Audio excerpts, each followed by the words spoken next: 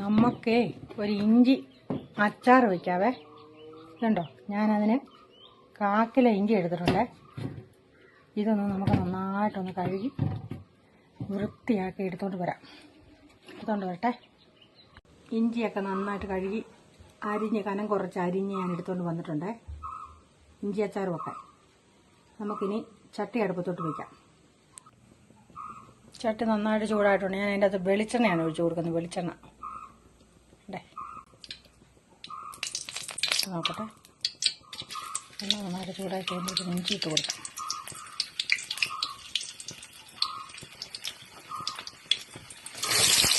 എണ്ണ ചൂടാക്കി ഇഞ്ചി ഇട്ട് കൊടുക്കണ്ട. നല്ലപോലെ ഒന്ന് മൂക്കട്ടെ.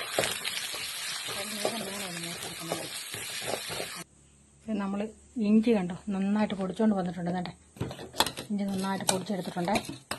ഇനി നമ്മൾ ആ ഇഞ്ചി വറുത്ത എണ്ണയ്ക്കകത്തോട്ട് തന്നെ നമ്മൾ കടുക് ഇടുക. കുറച്ച് കടുക് ഇട്ട് കൊടുക്കാം. കുറച്ച് കടുക്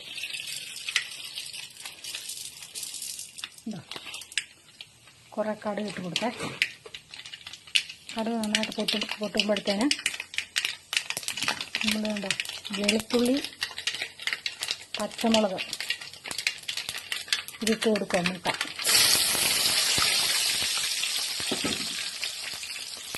ഇത് നന്നായിട്ടൊന്ന് മൂക്കട്ടെ.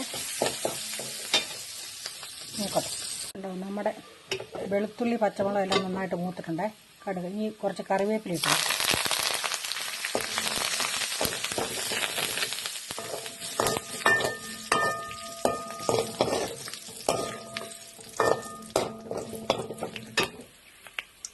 കറിവേപ്പില മൂത്തിട്ടുണ്ടെങ്കിൽ ഞാൻ കുറച്ച് കായപ്പൊടി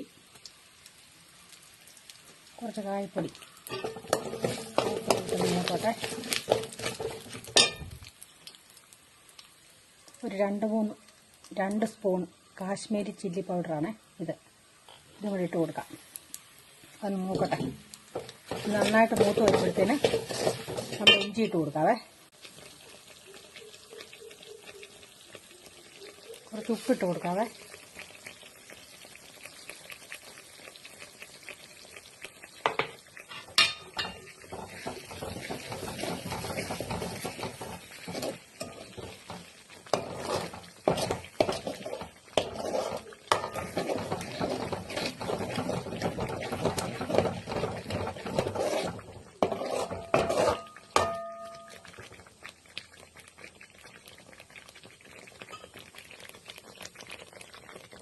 നമ്മളുടെ ഇഞ്ചിക്കറി റെഡി ആയിട്ടുണ്ട്.